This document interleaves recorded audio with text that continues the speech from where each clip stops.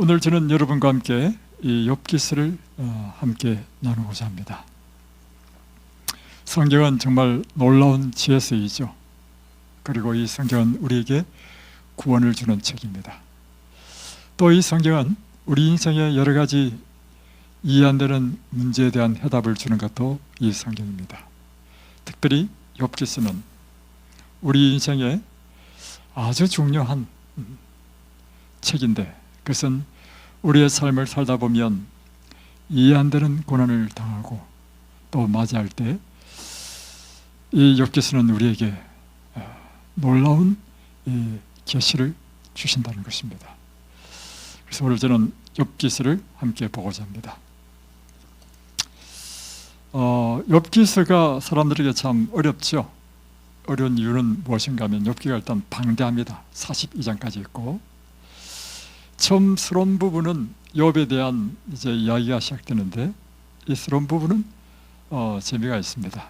그러나 이제 3장부터는 욥의 친구가 와서 욥과 함께 변론하는 이야기가 나오는데, 이것이 엄청 길입니다. 나중에 읽다 보면 욥의 친구의 말이 옳은 것 같이 느껴지기도 하고, 도대체 이게 무슨 말인지도 모를 때도 있고, 우리가 읽다 보면 누가 옳은지 누가 그런지가 헷갈릴 정도로 참 어려운 것이 욥기입니다. 그래서 오늘 저는 이 욥기를 일단 42장을 전체를 다 정리해주고, 다음에 욥기에서 우리가 얻는 귀중한 영적인 교훈을 얻는 시간을 갖고자 합니다. 욥은 이렇게 먼저 구성되어 있습니다. 욥기서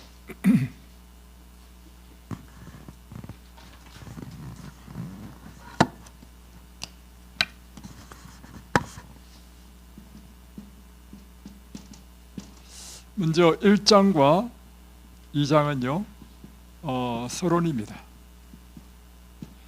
이 서론은 욥이 어떤 사람인지를 우리에게 나타내주고, 다음에 하늘에서 일어난 하나님과 사단과의 이야기, 그러므로 인해서 욥이 난데없는 재난을 당하는 이야기가 욥기서 1장, 2장의 이야기입니다. 그러면서 이제 3장부터 무려 37장까지죠. 예, 37장까지 엄청나게 깁니다.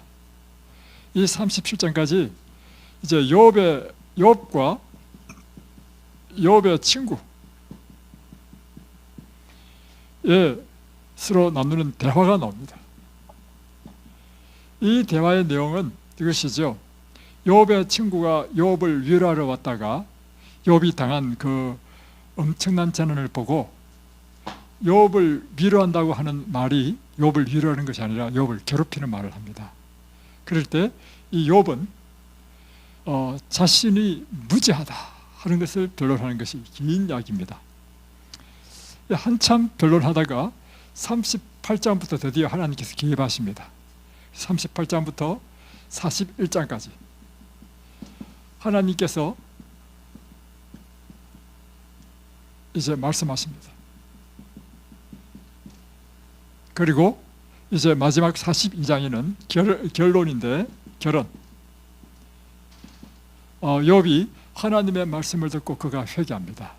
회개하고 다음에 하나님께서 그를 다시금 회복시켜주는 이야기로 끝맺습니다. 회개와 회복. 자, 이렇게 되어 있습니다. 먼저 서론 부분을 한번 보겠습니다. 이 전체적인 그림을 쭉 보시면 여러분이 욥기 전체를 이해를 하게 되죠. 그래서 여러분이 욥기 전체를 이해하면서 욥기를 읽으면요, 그리고 제가 자세히 설명해 주겠습니다. 이런 맥락에서 욥기를 읽으면 욥기 전체가 이해를 되고 누구의 말이 옳고 누구의 말이 그른지를 여러분이 알 수 있습니다. 이걸 먼저 핵심을 붙잡고 욥기를 읽게 돼요. 자, 먼저 욥기서 1장과 2장은 이제 욥의 이야기입니다. 우스 땅에 욥이라 불리는 사람이 있었는데, 그 사람은 온전하고 정직하여 하나님을 경외하며 악에서 떠난 자더라. 그러니까 우스라는 땅은 지금은 아라비아 북부 지역, 메소포타미아 그 평야 근처에 있는 곳으로 추정하는데, 그곳에 욥이라고 불리는 사람이 있었다. 연대는 이 욥은 모세 시대에, 이 욥기는 모세가 기록했거든요. 모세 시대의 사람이라고 사람들은 추정합니다. 그리고 이 욥은 유대인 이스라엘이 아님에도 불구하고 하나님을 믿는 사람이었다는 것입니다. 자, 그런데 그는 온전했다, 정직했다, 하나님을 경외하여 악에서 떠난 자였다. 야, 굉장한 평가죠. 여러분이 하나님께서 여러분을 평가하실 때 어떻게 평가할까요? 성경에는 그런 사람 많이 나옵니다. 사도행전 10장에 보면 고넬료에 대한 평가가 나오죠. 고넬료는 이방 군대의 백부장이었습니다. 그가 하나님으로부터 아주 놀라운 칭찬을 받죠. 그래서 하나님께서 그의 기도를 들으시고 그를 만나러 오시는 이야기. 여러분은 하나님께서 여러분을 평가하시면 어떻게 평가할까요? 이든벨리에 이 누구누구가 있다. 그는 온전하고 정직하여 하나님을 경외하며 악에서 떠난 자들아. 자, 이제 욥은 이런 사람이었는데 그에게 아들 7과 딸 3이 있었다는 것입니다. 그리고 3절은 그의 소유물에 대한 이야기인데, 양이 7,000마리, 낙태가 3,000마리, 소가 500결이, 암나귀가 500마리 정도 많았으며, 이 사람은 동방 사람 중에 가장 훌륭한 자라. 기억 한글판은 큰 자들아 이렇게 표현했습니다. 그러니까 굉장히 부유한 큰 부자이면서 유력한 사람, 이 사람이 욥이었다. 그런데 이제 6절로 뛰어넘어가 있습니다. 6절부터는 이제 하늘에서 일어난 일입니다. 하루는 하나님의 아들들이 와서 여호와 앞에 섰고 사단도 그들 가운데 온지라. 하나님 앞에 하나님의 아들들이 섰다는 의미는 뭐냐면, 이 하나님의 아들들은 천사라고 봅니다. 그래서 천사들이 하나님 앞에 쭉 있는데 갑자기 사단이 여기에 참석한 것입니다. 그러니까 7절에 하나님께서 묻죠. 여호와께서 사단에게 이르시되 내가 어디서 왔느냐? 너 어디서 왔지? 하나님이 사단이 어디서 왔는지 알까요? 모를까요? 알면서 너 어디서 왔지? 하는 건 뭐예요? 너는 이곳에 올 자가 못 된다는 것입니다. 너는 이곳에 참석할 자격이 없는데 왜 왔지? 이런 뜻이에요. 그러니까 사단이 말합니다. 저요? 저는 이 땅을 두루 돌아 여기저기 다녀왔나이다. 이 말이 무슨 말이냐면, 저요? 저는 지구의 대표자로 왔다는 것입니다. 지구는 내 것입니다. 그래서 나는 지구의 통치자로 이곳에 왔다는 거예요. 그러니까 8절에 하나님께서 또 사단에게 말합니다. 그래? 내가 내 종 욥을 유의하여 보았느냐? 그와 같이 온전하고 정직하여 하나님을 경외하며 악에서 떠난 자가 세상에 없느니라. 이 말이 무슨 뜻인가 하면, 너 지구에서 왔다고? 너 욥 봤지? 욥처럼 온전하고 순전하며 정직하고 하나님을 경외하며 악에서 떠난 사람이 없다. 이 말은 뭐냐면, 욥이 있는 한 지구는 내 것이 아니다, 이런 뜻입니다. 그러니까 사단이 또 말합니다. 여호와께 대답하여 이르되 사단이 욥이 어찌 까닭 없이 하나님을 경외하리까? 욥요? 아이고, 하나님 잘 모르시네. 욥이 순전하다고요? 그렇게 악에서 떠난 완전한 사람이라고요? 아닙니다, 이런 뜻입니다. 어찌 까닭 없이 하나님을 섬기겠습니까? 하면서 하는 이야기가 뭐냐면 10절에 주께서 그와 그의 집과 그의 모든 소유물을 울타리로 두르심 때문이 아니니까. 하나님께서 그를 지켜주고 보호해 주시며 또 그의 손으로 하는 발을 복되게 하사 그의 소유물이 땅에 넘치게 하셨음이니라. 하나님께서 그에게 보호 주시고 양들은 새끼를 잘 낳고 하나님께서 소유물을 많이 불려주시고, 이러니 하나님께 너무너무 감사하니까 하나님을 경외하지요. 그러면서 공격합니다.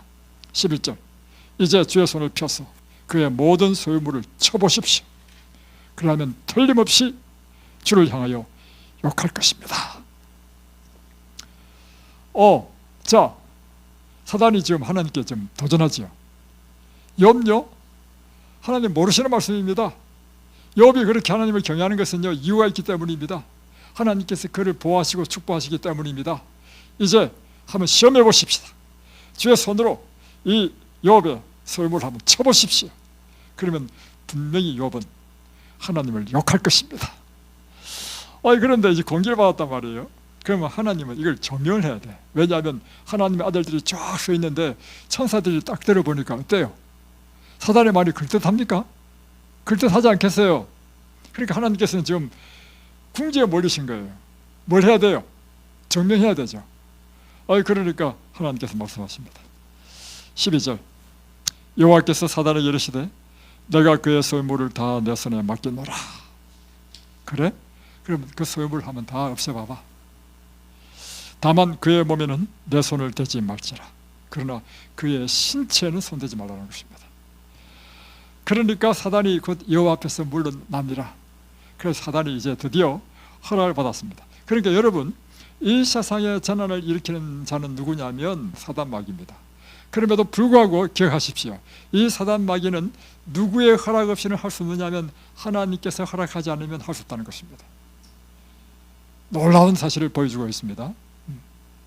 자, 그래서 13절로 보면 이제 이 욥이 막 하루아침에 놀라운 이 전화를 당합니다.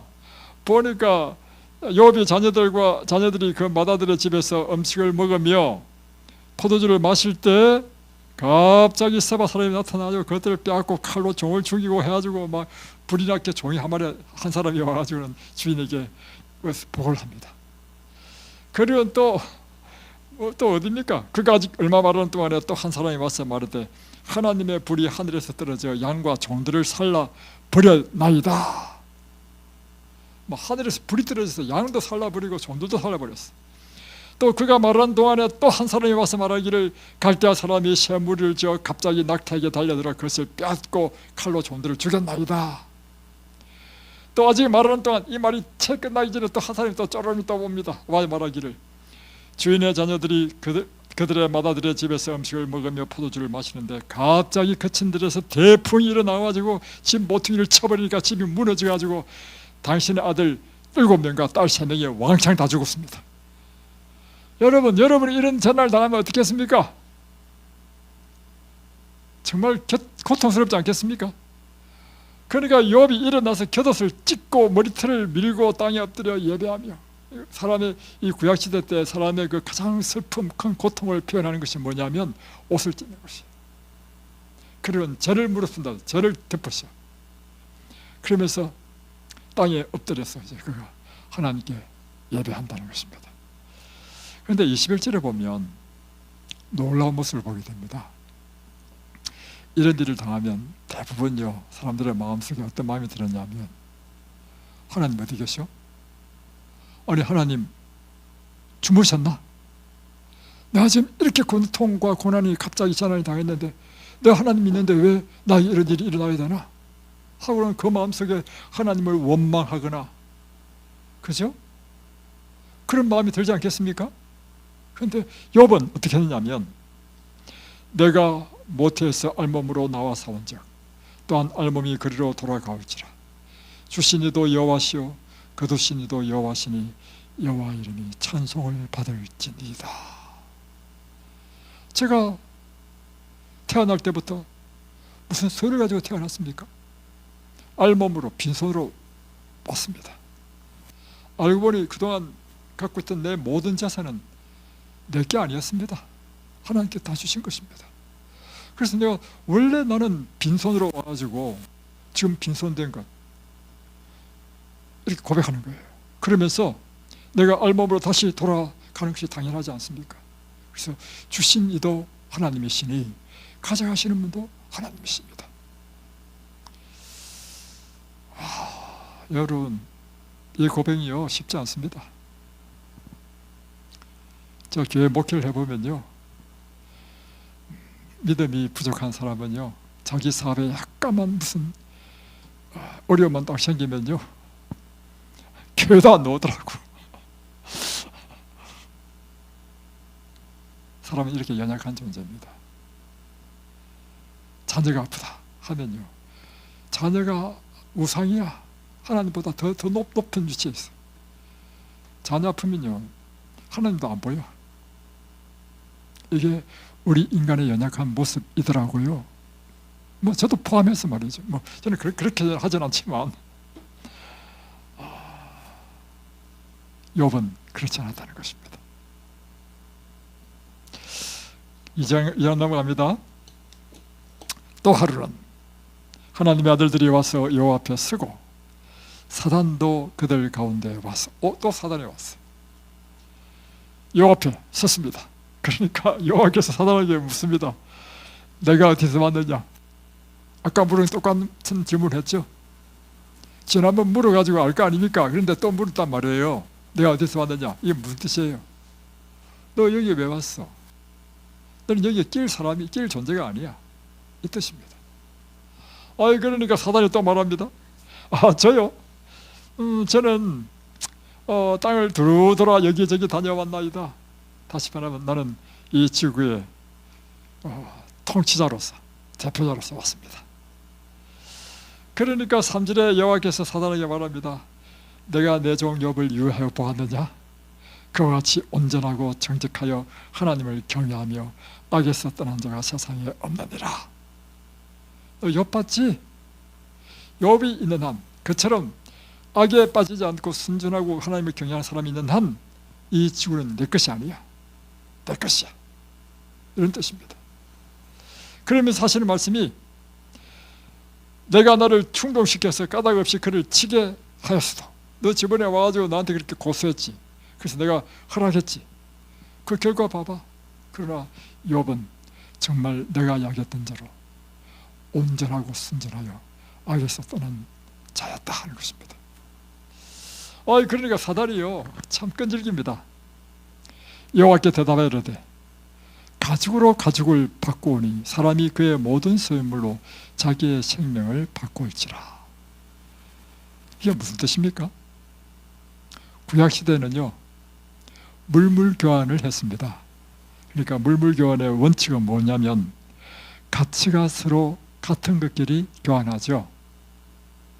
물물 교환할 때 어떤 바보가 소하고 돼지하고 바꾸는 사람이 누가 있습니까? 그죠? 그런 뜻입니다. 그런데 그 다음에 모든 소유물로 자기 생명을 바꿀지라, 이 뜻은 무슨 뜻이냐면 우리의 모든 소유를 다 준다 하더라도 뭐가는 안 바꾼다는 겁니까? 생명하고는 안 바꾼다는 것입니다. 그래서 이 뜻은 뭐냐면 가장 귀하고 가치 있는 것은 생명이다. 욥 그 재산 그거 아무것도 아닙니다. 여러분, 하나님 그거 아무것도 아닙니다. 이런 뜻이야. 그러면서 그 다음에 보세요. 이제 주의 손을 펴서 그의 뼈와 살을 한번 쳐보십시다. 그 재산 그 아무것도 아니에요. 그것보다 더 중요한 것, 생명에 속한 것, 그의 몸을 한번 쳐보자는 것입니다. 그러면 반드시 주를 향하여 욕할 것입니다. 이러니까 또 이제 하나님이 또 궁지에 몰렸어. 하나님의 천사들이 쫙 들어보니까 누구 말이 옳은 것 같아. 사단의 말이 그럴듯해. 그래서 그래? 그럼 또 한번 해봐라 이렇게 된 거예요. 그래서 7절에 보면 사단이 여호와 앞에 물러가서 욥을 쳐서 그의 발바닥에서 정수리까지 종기가 나게 한 것입니다.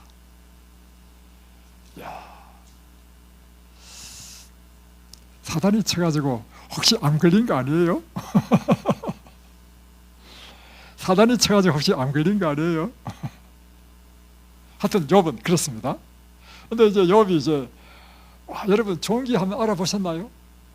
제 날에 엉덩이에 종기 났습니다. 그래서 나중에 수술했는데 하도 책상에 오래 앉아가지고 얼마나 고통스러운지. 근데 이게 한 부분이 아니고 발바닥에서부터 정수리까지 종기가 나가지고 온몸이 종기 나서 가렵다는 것은요 상상을 초월하는 것입니다. 얼마나 가려운지 고통스러운지. 그러니까 지금 집은 무너져서 기와는 다 깨졌죠. 온몸에 종기 났죠. 몸은 가렵죠. 그러니까 걸게 될 거 아닙니까?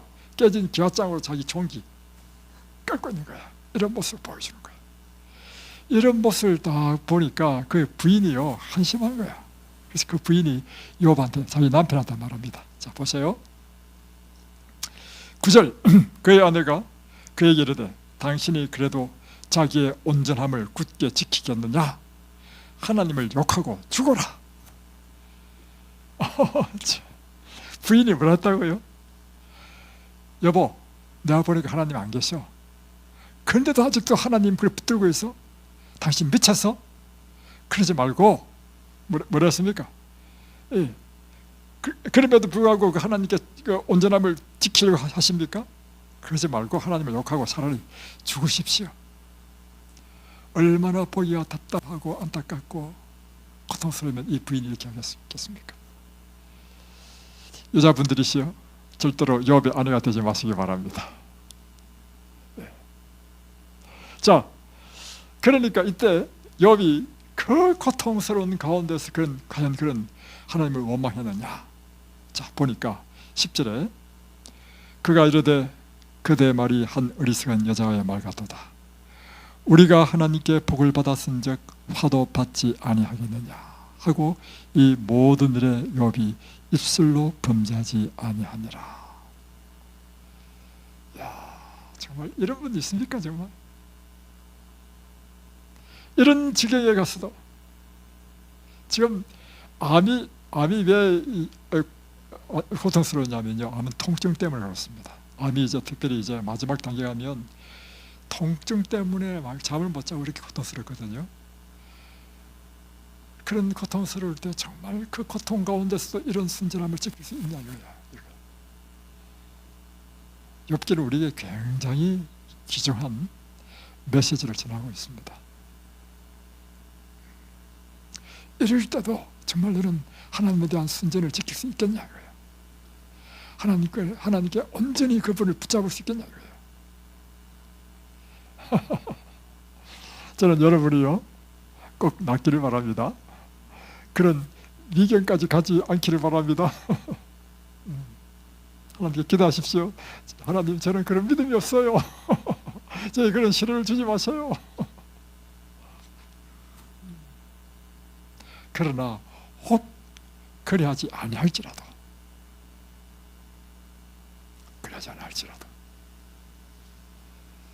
기억하십시오. 우리의 생명은 이 땅의 생명의 전부가 아닙니다. 이 땅의 생명은 한 경점에 불과한 것이고 우리에게 주어진 영생은 영원한 것입니다. 영생을 붙잡는 여러분이 되시길 바랍니다. 자, 이제 이 상태에 있을 때 이 소문이 쫙 퍼진 거예요. 쫙 퍼지니까 그가 동방에서 큰 거부였고 훌륭하게 인격적으로도 소문이 난 사람이었기 때문에 그들의 친구가 많았어. 근데 그 친구들이 이 소문을 듣고 욥을 위로하기 위하여 미문하러 왔습니다. 자, 여기 보면 3장부터 나옵니다. 2장 11절부터 그때 욥의 친구 세 사람이 이 모든 재앙이 그에게 내렸담을 듣고 각각 자기 지역에서부터 이르렀으니 곧 대만 사람 엘리바스, 수아 사람 빌닷, 나아마 사람 소발이라. 그래 왔는데 12절 눈을 이제 아직 만나지도 저기 전에 멀리서 가까운데 멀리 들어 보니까 욥을 보니까 욥인 줄 알기 어렵게 되었으므로, 얼마나 그 모습이 처참했으면 그 모습이 욥의 모습으로도 보이지 않는다는 것입니다. 그들이 일제히 소리 질러 울며 각각 자기의 곁옷을 찢고 하늘을 향하여 티끌을 날려 자기 머리에 뿌리고 밤낮 7일 동안 그와 함께 땅에 앉았으나 욥의 고통이 심함을 보므로 그에게 한마디도 말하는 자가 없더라. 저는 이 구절을 읽고요 느낀 게 있습니다. 옛날이 오늘보다 훨씬 좋았다. 어떻게 친구의 위문을 와가지고 7일 동안이나 함께 앉아서 그 슬픔을 나눌 수 있으냐고요. 요즘은요 상당하더라도요 3일장으로 끝납니다. 상당하더라도요 잠깐 낮에 와가지고 인사하면 딱 하고는 집에 가버립니다. 그죠? 근데 옛날만 하더라도 옛날 제 기억에는요, 함께 그 상주와 함께 밤을 새면서 함께 지내줬습니다. 근데 그 옛날보다도 더 먼 옛날 이 욥의 시대에는 7일 동이나 함께 했다. 그런데 이제 너무 말문이 막혀버린 거예요. 그 처지가 너무 형편없어가지고 말 한마디 못하고 있었단 말이에요. 자, 3장부터 이제 드디어 욥이 입을 열기 시작합니다. 욥이 자기 이야기를 합니다. 그래서 3장부터 이야기를 제가 딱 정리를 해드리면 이렇습니다. 자, 3장부터 37장까지 이제 욥과 욥의 친구들의 대화를 하는데요, 패턴이 똑같습니다. 어떻게 패턴하냐면 먼저 욥이 말을 합니다. 그러면 그의 친구 세 사람 중에 제일 연장자가 엘리바스인 것 같아요. 그러면 엘리바스가 다음에 변론을 합니다. 다음에 엘리바스 이야기 끝나면 빌닷이 이야기합니다. 이러면 이제 또 욥이 또 대답해. 욥. 그러면 또 빌닷이 이야기합니다. 그러면 또 욥이 또 이야기해. 욥이 이야기 끝나면 세 번째 친구인 소발이 또 이야기해. 그러면 또 욥이 답변을 합니다. 이렇게 구성되어 있습니다. 이렇게 구성되어 있는데 이것을 몇 번 하냐면 3번 합니다. 3번. 이것이 3장 31장까지, 그러니까 3장부터 31장까지 이 패턴으로 네 사람이 서로 주고받고 하면서 서로 변론을 하는 것입니다. 몇 번? 3번이나. 그래서 31장까지 갑니다. 이제 32장부터 37장은 엘리후라는 또 사람이 또 변론을 해요. 자, 그건 놔두고 요것만 보겠습니다. 이제 욥이 이제 하는 대화는 이것입니다. 첫 번째 말은 뭐냐면, 내가 차라리 태어나지 않았으면 좋았을 뻔했다. 내 어머니가 나를 태중에 짓지 않았으면 더 좋았을 뻔했다. 또 내가 태어나자마자 차라리 죽었으면 좋았겠다. 여러분, 언제 이런 말을 합니까? 인생이 너무 곤고하고 힘들고 아플 때. 그만큼 욥은요, 우리가 진 책으로 보는 이 상황과 완전히 다릅니다. 욥은 실제로 그가 겪고 있는 고난이 얼마나 컸든지 나는 차라리 태어나지 않았으면 좋겠다, 이런 이야기예요. 그러니까 이제 엘리바스 욥에게 하는 말이 뭐냐면, 네가 고난을 당하는 거 보니까 네가 하나님 앞에 아무래도 큰 죄를 지었는가 보다, 이야기예요. 나는 네가 정말 하나님을 경외하고 선을 행한 줄 알았는데 알고 보니 네가 이렇게 큰 재난을 당한 거 보니까 우리가 알지 못하는 죄를 지었음이 분명해, 이야기입니다. 제가 이걸 일일이 지금 시간이 없어가지고 보니까 시간이 벌써 많이 됐어. 시간이 없어서 간단히 줄이겠습니다. 일일이 제가 다 설명을 못합니다. 그러니까 그 말 듣고 욥이, 아니다, 나는 정말 하나님 앞에 득자한 게 없다. 나는 하나님 앞에 순전하다. 나는 무지하다. 이걸 주장하는 거예요. 그러니까 또 이 빌닷이 또 말합니다. 아니다, 너는 죄적인 게 분명해. 왜냐하면 하나님께서는 까닭 없는 저주가 내리지 않는다. 그래서 엘리바스 말이나 빌닷 말이나 소발 말은요, 한결같이 무슨 말이냐면 똑같은 패턴이야. 네가 이렇게 재난당한 것을 보니까 거꾸로 뭘 알 수 있다? 너는 분명히 죄를 지은 게 확실해. 이 세상에는 까닭 없는 저주가 있을 수 없다, 이야기입니다. 여러분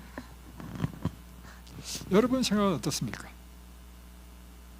모든 사람의 마음속에 갖고 있는 것은요, 사실은 엘리바스나 빌닷이나 소발이 갖고 있는 이 오래전부터 내려온 이 전성되는 이 사상, 이 우리의 무엇이 가운데 깔려 있습니다. 한 예를 보여드릴까요? 예수님 당시에도요, 예수님 제자들이 그렇게 했습니다. 나면서부터 소경된 사람을 딱 보니까 제자들이 예수님께 물은 첫 번째 질문이 이것입니다. 저 사람이 나면서부터 소경된 것은 누구 죄입니까? 그 부모의 죄 때문입니까? 자기 죄 때문입니까? 자, 이 이야기 자체가 뭐예요? 이 사람이 소경된 것은 분명히 저주죠. 태어나면서 소경된 것은 하나님께 벌받은 것으로 본단 말이에요. 벌받은 것은 반드시 뭐 때문에 벌받았다고? 죄 때문에 벌받았다. 그러니까 이 사람 죄인이네. 이것이 딱 이미 결론이 났고, 죄인인데 누구의 죄 때문에 저 사람이 나면서부터 소경된다 이 말이에요. 이것이요, 모든 사람의 무의식 가운데 다 있습니다. 그래서 사람은 재난을 당하면요, 다른 사람이 재난을 당하면 첫 번째 생각하는 것이 뭐냐면, 저 사람 무슨 죄를 지었을까? 죄를 지었기 때문에 지금 뭘 받고 있다고요? 형벌을 받고 있다. 욥기서는요, 우리에게 갖고 있는 이 개념에 대하여 잘못됐다는 것입니다. 물론 여러분, 이 세상에는 원인 없는 결과가 없습니다. 대부분의 사람에게 있어서는요,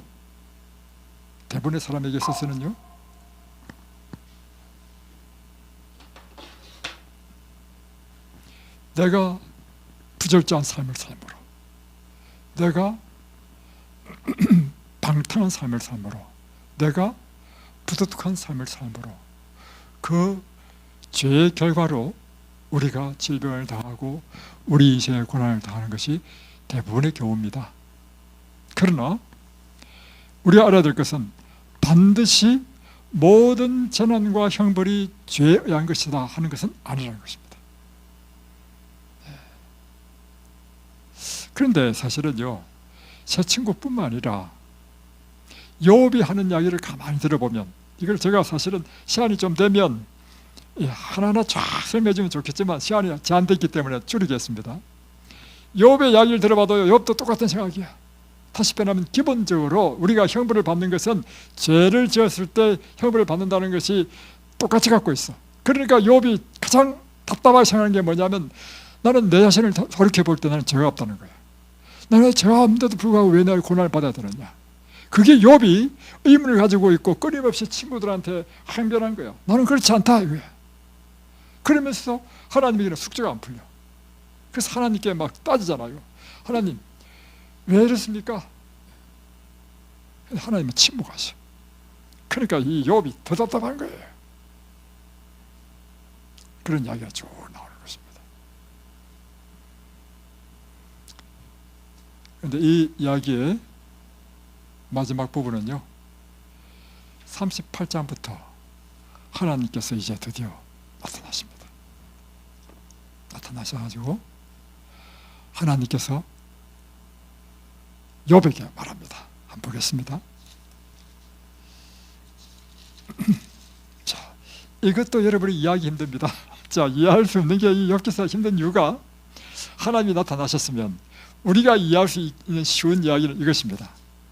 욥아, 네가 고난당한 것은 사실은 하늘에서 이런 일이 있었단다. 사단이 너를 고소해가지고 내가 허락했단다.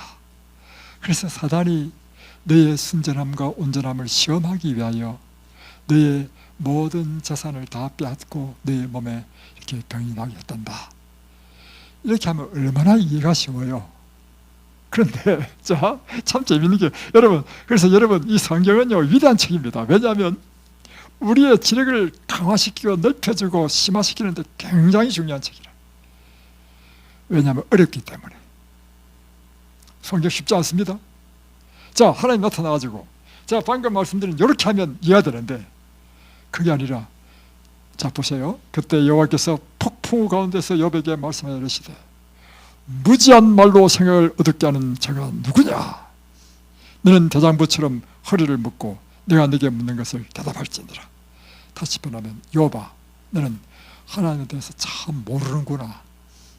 이게 무지한 말로 생각을 어둡게 하는, 다시 표현하면 하나님이 어떤 분이신지를 너는 잘 모르는구나 이런 뜻이에요. 그러면 하나님이 어떤 분이신지를 나타내 주시느냐면 4절부터 보면, 내가 땅에 기초를 놓을 때 네가 어디 있었느냐? 네가 알면 나한테 한번 이야기해봐. 누가 그것의 도량법을 정하였는지, 누가 그 줄을 그 위에 띄웠는지 내가 아느냐? 다음에 또 그것의 주추는 무엇 위에 세웠으며 그 모퉁이 돌을 누가 놓았느냐? 또 8절, 바다가 그 모태에서 터져 나올 때 문으로 그것을 가둔 자가 누구냐? 또 9절, 그때 내가 구름으로 그것을 만들고 흑암으로 그 강보를 만들고 한계를 정하여 문빗장을 치르고 이르기를 내가 여기까지 오고 더 넘어가지 못하리니 내 높은 파도가 여기서 그칠지니라 하노라. 이와 같이 바다의 경계를 정하신 분이 누구냐? 계속 이런 이야기입니다. 그래서 보면 눈에 대하여 동풍, 홍수, 비, 이슬방울, 얼음, 다음에 묘성, 하늘의 별들에 대해서 31절, 내가 묘성을 메어 묶을 수 있으며 삼성의 뜰을 풀 수 있겠느냐? 다시 빼내면 삼성이라는 병이 별 3개가 어떻게 한 번도 그 위치를 옮기지 않고 똑같이 있느냐? 그럼 그건 띠로 묶은 것처럼 느껴지지 않느냐? 그 호응에 매달린 그 별을 어떻게 띠로 묶을 수 있느냐 말이지. 이런 이야기를 쭉 합니다. 번개에 대하여 숱하게 설기를 준 자가 누구냐? 사자에 대하여 까마귀 새끼에 대해서. 다음에 39장 보면 암염소, 암사슴, 들나귀, 들소, 타조, 말, 그 힘, 그 용맹을 누가 주었느냐? 이런 이야기가 쭉 나와요. 그러니까 40장에 욥이 3절에 보면 여호와께 대답하되 보소서 나는 미천하오니 무엇이라 주께 대답하리까? 손으로 내 입을 가릴 뿐이로소이다. 내가 한번 말하여서 온 적 다시는 더 대답하지 아니하겠나이다. 하나님, 저는 하나님을 알지 못했습니다. 나는 정말 하나님 앞에 미천한 존재입니다. 내가 한번 말을 하긴 했지만 다시는 이제 말하지 않겠습니다. 이 뜻이에요. 그러니까 또 하나님께서 또 베헤못 곧 하마에 대해서 설명하고 41장에는 르보야단 곧 악에 대해서 이야기하고. 사실 어렵습니다. 마치 일반적인 사람이 생각할 때는요, 하나님께서 욥에게 나타나셔서 하신 말씀이요, 돈문수답 같아. 그렇지 않습니까 여러분? 솔직히 이야기해 보십시오. 이것은 무엇을 의미하는 것입니까? 근데 놀라운 사실은요, 놀라운 사실이 있습니다.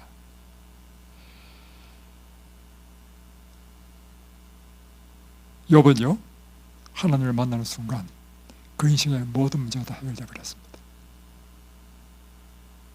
그런데 성경에 보니까요, 인생의 이 부조리로 인해 가지고 이해 안 돼서 고통하는 사람이 참 많더라고요. 심지어 제사장까지도. 시편 43편에 보면 이렇게 나와요. 한번 보십시다. 73편.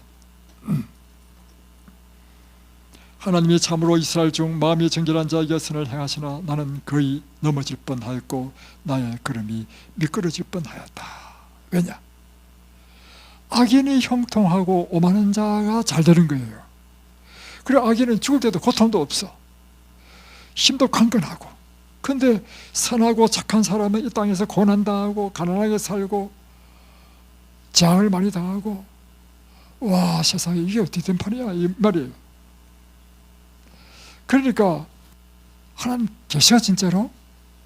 이런 뜻입니다. 쭉 읽어보시면 볼지어다, 12절 볼지어다 이들은 악인들이라도 항상 평안하고 재물은 더욱 불어나도다. 내가 내 마음을 깨끗하게 하며 내 손을 씻어 무죄하다 한 것이 실로 헛되도다. 내가 하나님 앞에 정직을 지켜본들 정직하지도 않고 악한 저 무리는 저렇게 잘 되고 나는 고통을 당하는 거 보니까 내가 하나님을 신뢰하고 경외하는 것이 소용이 없네, 이런 뜻입니다. 이게 지금 3000년 전에 지금 다윗 시대에 이 아삽이 있었거든요. 다윗 시대 아삽이 쓴 시입니다. 이게 나는 종일 재난을 당하며 아침마다 징벌을 받았도다. 그래서 내가 어찌하면 이를 알까 하여 생각한 적 이것이 내게 심한 고통이 되었더라. 심지어 누구까지도요? 제사장까지도. 또 선지자까지도 헷갈렸습니다. 하박국 선지자 보겠습니다. 하나님의 종 선지자까지도요, 이게 이해가 안 되는 것입니다.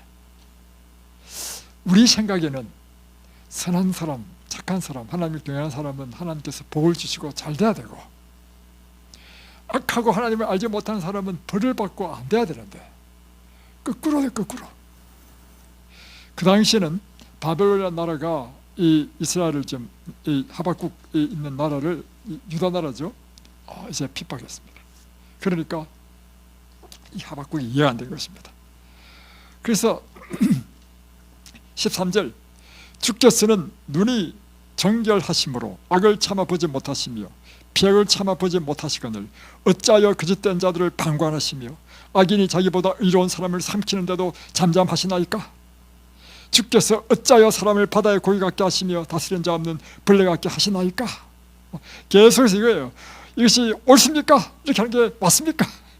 누구한테 지금 항변하고 있습니까? 그러면서 2장에 넘어오면 내가 파수하는 곳에 서서 높은 마음으로 서서 하나님께서 내게 무엇이라고 답변하는지 내가 기다려 보겠다. 나의 질문에 대하여 어떻게 답변하는지 내가 보리라. 그런데 이 하박국이요,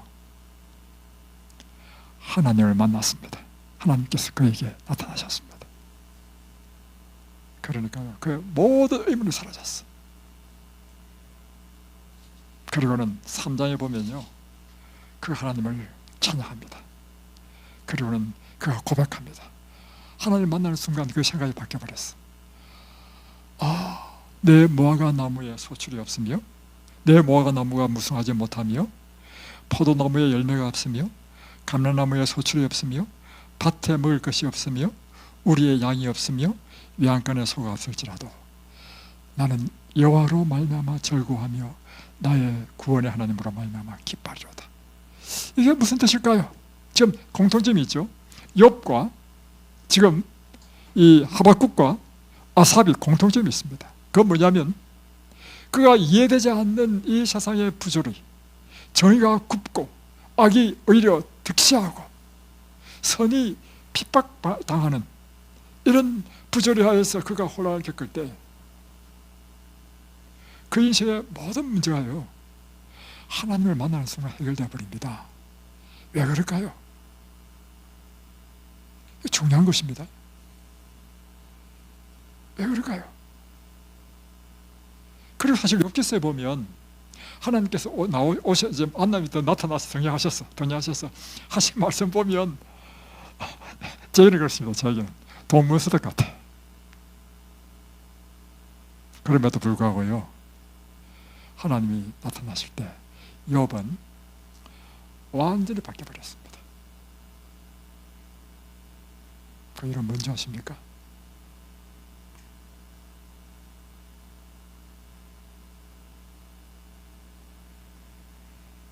하나님은 우리 인생이 인생과 같지 않다는 것입니다. 그분의 임재를 경험하는 순간 그분의 엄청난 위대함과 그분의 엄청난 그 빛, 그분의 그 위대하심에 나에서는 모든 의문, 이것은요 정말 보잘것없는 의문이었다는 것입니다. 그래서 하나님께서는요, 성경에 보면 구체적으로 일일이 우리에게 막 설명하고 그러지 않아요. 그렇게 안 합니다. 하나님이 우리에게 임재하시는 순간 그 놀라운 빛 가운데서 우리는 진토라는 사실을 깨닫고요, 우리 인생에 그동안 갖고 있었던 그 물은 문제 그 아무것도 아니라는 거예요. 왜 그런가?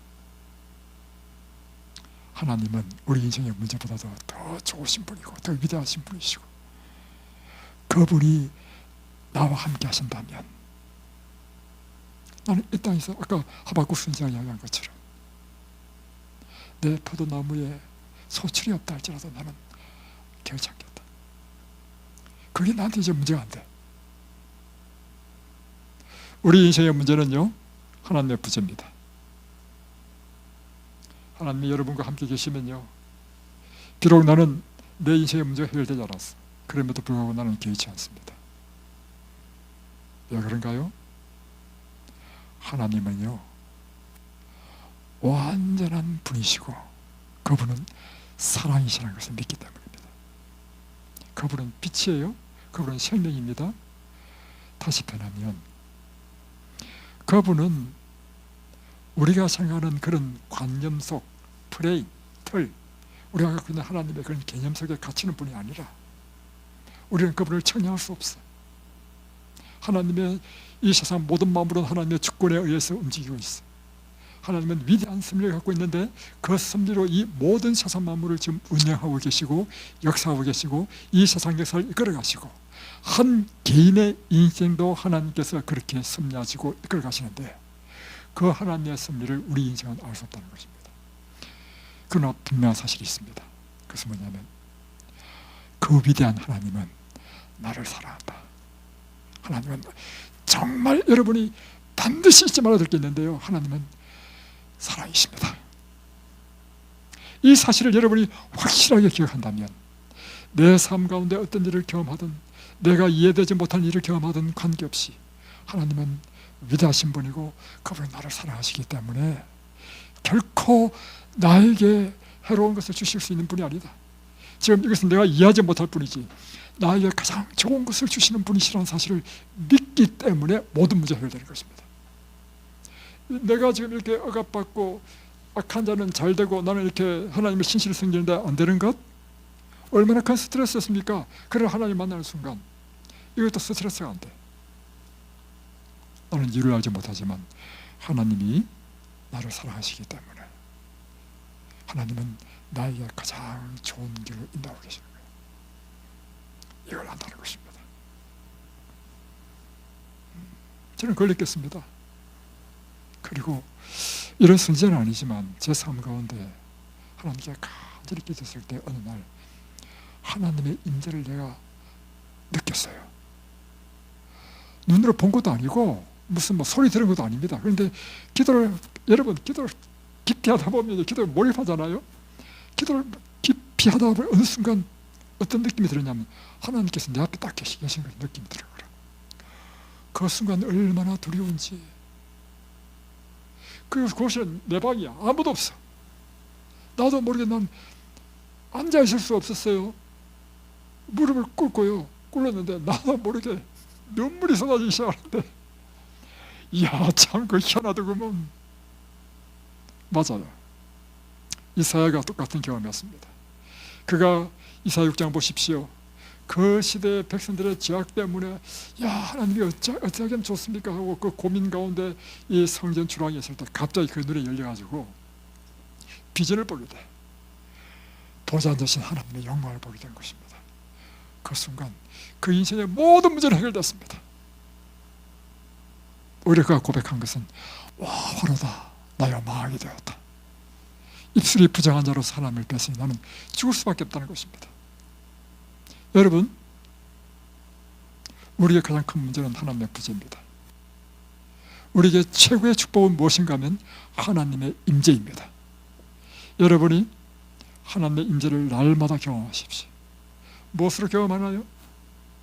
하나님은 무엇과 우리와 함께 하십니까? 예, 여러분 삶 가운데 하나님의 말씀이 날마다 그분의 임재를 느끼게 하고 기도를 통해서 그분과 늘 교통하는 자는 에녹처럼 날마다 매 순간 하나님과 동행하는 그런 놀라운 경험으로 들어가게 될 것입니다. 그런 경험을 하게 되면 내 인생의 문제가 안 돼. 그때부터 놀라운 경험을 들어가시기 바랍니다. 그리고 나는 묵묵히 하나님의 말씀대로 순종하는 삶을 사는 거예요. 여러분 기억하십시오. 그러면요 여러분 인생의 문제가 다 해결됩니다. 우리 인생의 문제는요 하나님의 부재에 있고 또한 우리의 마음의 완악함과 불신 때문에 하나님의 말씀을 순종하지 않아. 그것이 우리 인생의 문제입니다. 여러분. 오늘 하나님의 거룩한 임재 날마다 매 순간 여러분과 함께 되기를 하시기를 제 이름으로 축복합니다.